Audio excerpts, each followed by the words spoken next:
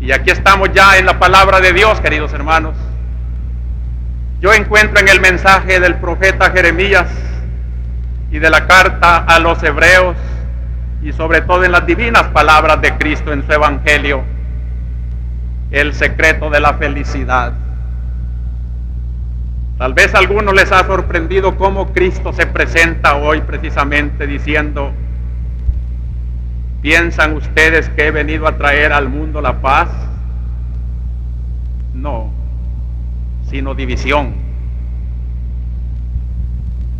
No vayan a decir que Cristo está predicando la violencia. Sí está predicando la violencia, pero la verdadera violencia que necesita la paz verdadera. No piensen que he venido a traer una paz superficial. Este es el primer punto de este mensaje de hoy. ¿En qué consiste pues la paz? La paz consiste en la sintonía con el plan de Dios.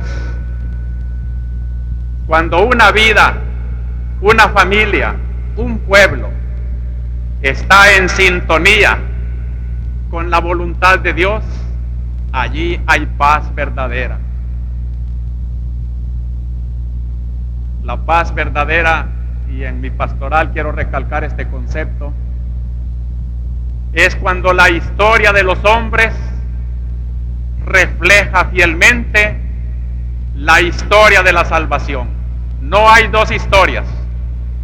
La historia de los hombres, de cada hombre y de todos los hombres que forman una patria, esa historia no está separada de la historia de la salvación, del designio de Dios. Es como un proyecto que Dios tiene, como el proyecto que presenta un arquitecto para construir un edificio. Mientras se va construyendo sobre esas líneas arquitectónicas, el edificio va construyéndose sólidamente. Pero si a un maestro de obras, a unos peones, se les ocurre abrir los zanjos por otra parte, clavar vigas por otra parte, hacer a su capricho la construcción, pues el designio del arquitecto está fracasado.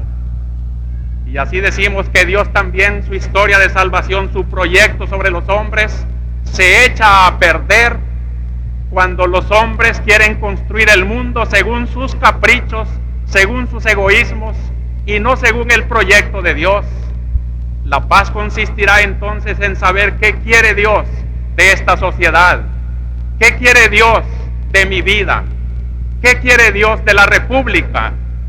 Y eso debían de estar viendo los gobernantes y todos los constructores y los que pueden cambiar los destinos de la patria con su dinero, con su capacidad política, con su técnica.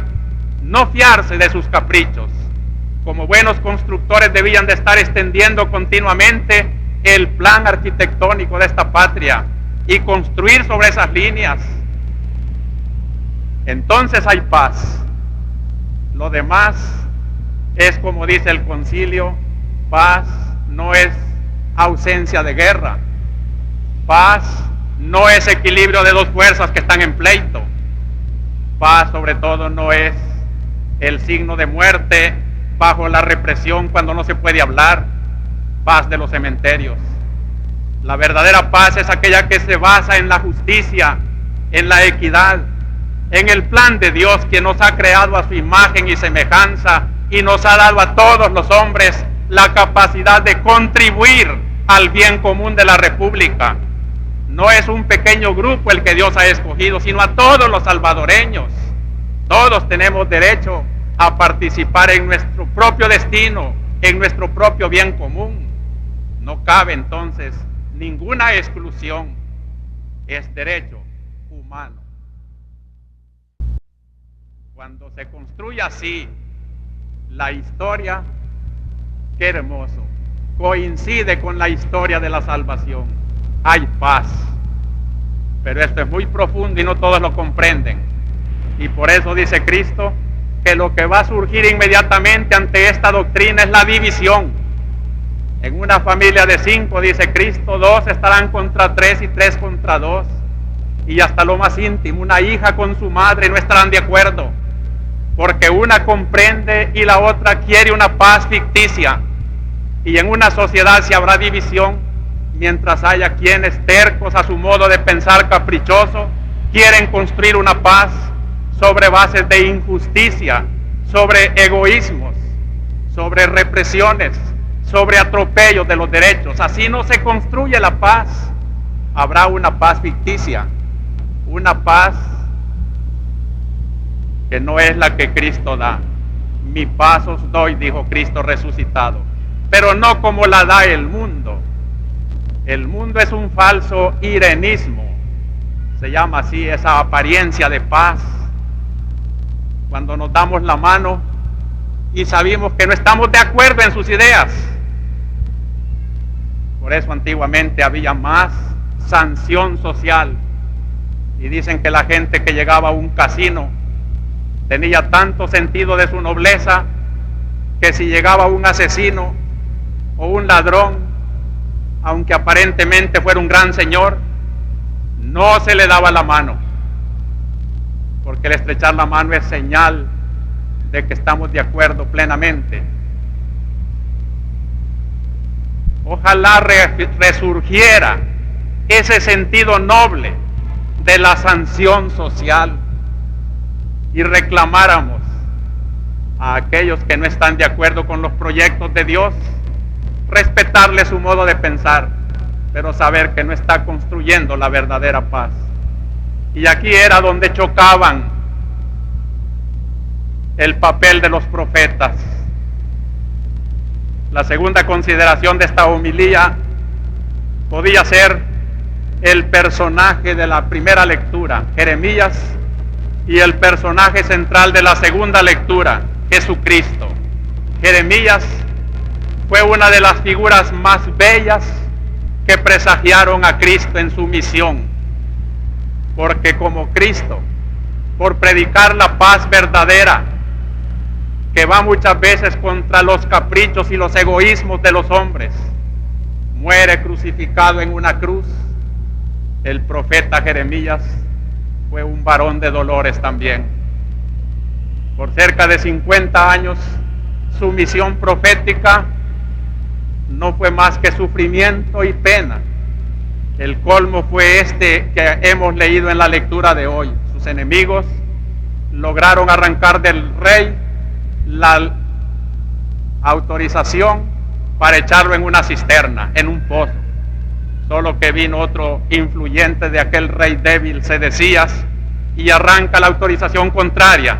Sácalo pues de la fosa. Y Jeremías, que confía en Dios, salva su vida. Yo les recomendaría, hermanos, a los que les gusta leer la Biblia, que leyeran en esta semana el libro de Jeremías. Qué interesante. Pero sobre todo, léanlo en sus contornos históricos. Había sido feliz un poco porque en el reinado de Josías caminaban bastante de acuerdo el profeta y el rey, porque trataban de restituir la verdadera figura de Dios en el pueblo de Dios. Era el deber del rey. Y el profeta, cuando en el rey miraba la buena voluntad y la actitud de hechos para defender los derechos de Dios, lo aprobaba, estaba con él. La iglesia no está peleando con el gobierno, únicamente le está diciendo que como el rey Josías, mire hacia Dios y haga lo que Dios quiere. Este es el papel de los profetas del Antiguo y del Nuevo Testamento: anunciar el proyecto de Dios, y cuando los hombres lo aceptan no hay conflictos, hay alegría. Y el profeta Jeremías tenía esperanza de que así va a ser siempre.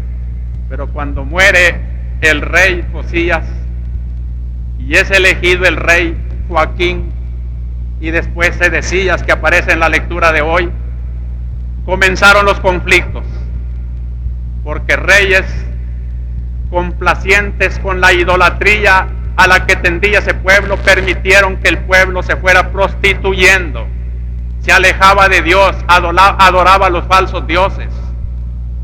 También los sacerdotes del templo porque entonces el profetismo no coincidía con el sacerdocio, y los profetas podían reclamar a los sacerdotes también su servilismo o su religión demasiado segura. No se fíen de que tienen el templo de Dios si no hacen una conducta más digna de la voluntad de Dios. Están ofendiendo a su Señor, y este templo será destruido, y los ejércitos de Babilonia vendrán y destruirán a Jerusalén, y se llevarán deportados por segunda vez a los dirigentes del pueblo. Y esto es lo que molestaba a los idólatras, que un hombre quisiera purificar la historia de Dios en el pueblo. Y el profeta Jeremías no podía decir otra palabra. El profeta tiene que ser molesto a la sociedad cuando la sociedad no está con Dios, y el profeta le reclama. Y así fue como Jeremías se malquistó la voluntad. No lo querían. Han escuchado hoy en la primera lectura las acusaciones. Muera ese Jeremías. Está desmoralizando a los soldados y a todo el pueblo con esos discursos. Ese hombre no busca el bien del pueblo, sino su desgracia. Ven como las acusaciones contra los profetas de todos los tiempos son las mismas. Cuando molesta la conciencia egoísta o la que no está construyendo el plan de Dios, es un molesto y hay que eliminarlo, asesinarlo, tirarlo a las fosas, perseguirlo, no dejarlo decir esa palabra que molesta. Pero el profeta no podía decir de otra cosa. Y muchas veces el profeta Jeremías en su oración, lean la Biblia, ¿cómo le pide a Dios: Señor, quítame esta cruz? Yo no quiero ser profeta. Siento que me queman las entrañas porque tengo que decir cosas que ni a mí me gustan. Y es, hermanos, siempre lo mismo. Denunciar el pecado de la sociedad, llamar a la conversión, lo que está haciendo hoy la iglesia en San Salvador. Denunciar todo aquello que quiere entronizar el pecado en la historia del Salvador, y llamar a los pecadores a la conversión, lo mismo que hacía Jeremías. Conviértanse, que si no, ese templo en el cual confían se va a derrumbar. Conviértanse, porque vienen ya los ejércitos del norte y nos van a llevar deportados. Y era una situación política. Palestina entonces quiso acudir a Egipto para apoyarse en él, pero Dios tenía el designio. Qué terrible designio de Dios, cuando los pueblos no quieren obedecer por las buenas. Hay hombres tristemente célebres en la historia de los pueblos, escogidos por Dios para hacer azotes de la sociedad. Será lo que nos está pasando a nosotros. Hombres azotes, hombres capataces. Dios los necesita, por desgracia, porque el pueblo no quiere convertirse por las buenas. Pero Dios espera, y el profeta espera, que en la conversión puede venir otra vez la felicidad. Y aun cuando sabe que vendrá la desgracia, y vino la desgracia, destruyeron el templo, sus muros todavía están allí como testimonio.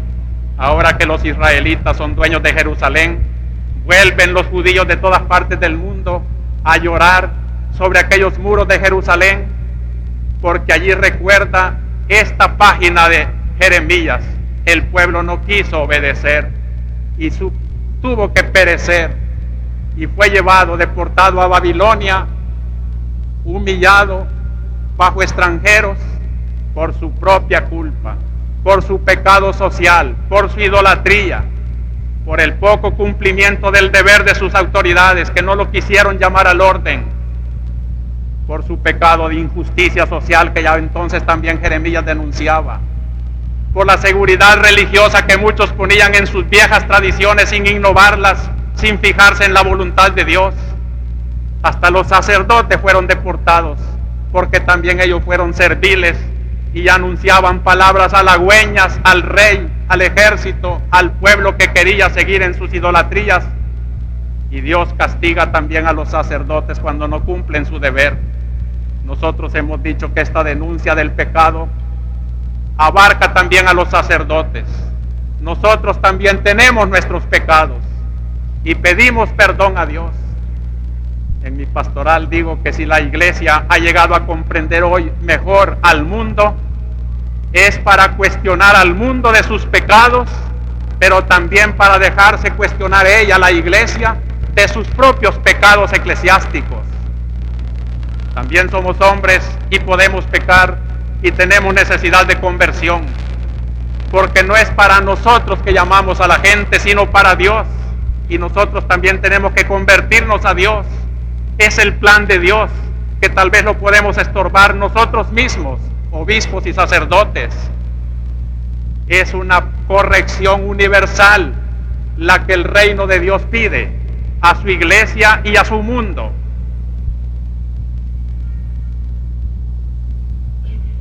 Pero hay una esperanza, y aquí termina mi humilde palabra comentando esta palabra de hoy. Los profetas anunciaban desgracias que llegaron, pero anunciaban también una esperanza. En medio de sus lamentaciones, Jeremías anuncia que ese pueblo ya corregido volverá. Y hasta dice una cosa muy bella, fíjense, los perseguidos. Ponía sus esperanzas precisamente en los expatriados, en los deportados, ese resto de Israel, que dejaba también unos ejemplares en Palestina, hombres fieles que atendían su palabra, son la esperanza de que este mensaje no está cayendo en el vacío. Yo siento, hermanos, una gran esperanza, porque sé que esta palabra de la homilía dominical llega a muchos corazones. Ojalá que todos la vean con la intención con que yo las pronuncio. Una denuncia del pecado que la iglesia no lo puede tolerar, aunque sean sus mismos miembros de iglesia. Y un llamado a la conversión del pecado. Sacerdotes, religiosos, religiosas, colegios católicos, instituciones de iglesia, asociaciones piadosas, todos, comenzando por el arzobispo. Tenemos que revisar a fondo nuestras vidas, a ver si están conforme a la voluntad de Dios, para luego ser frente al mundo, también como Jeremías, el testimonio de una santidad que reclamaba con su propia vida cómo se debe de vivir, aun cuando vengan por ese modo de vivir todos los ultrajes. Yo felicito a todos esos catequistas, predicadores de la palabra de Dios, que a pesar de la persecución se mantienen fieles, como Jeremías. Hay una esperanza y Jeremías la manifestó con un gesto, como lo hacían los profetas, que no solo hablaban con palabras, sino con gestos.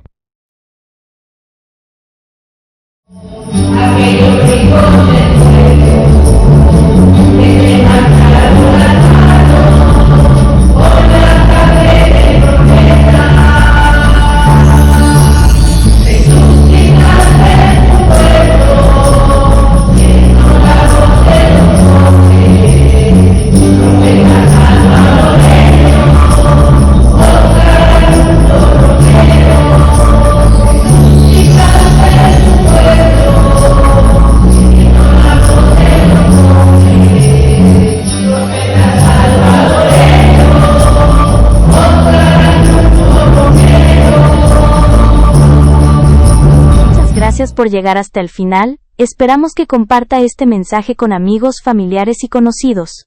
No olvide dejar pulgar arriba y su comentario. Dios nos bendiga. Adiós.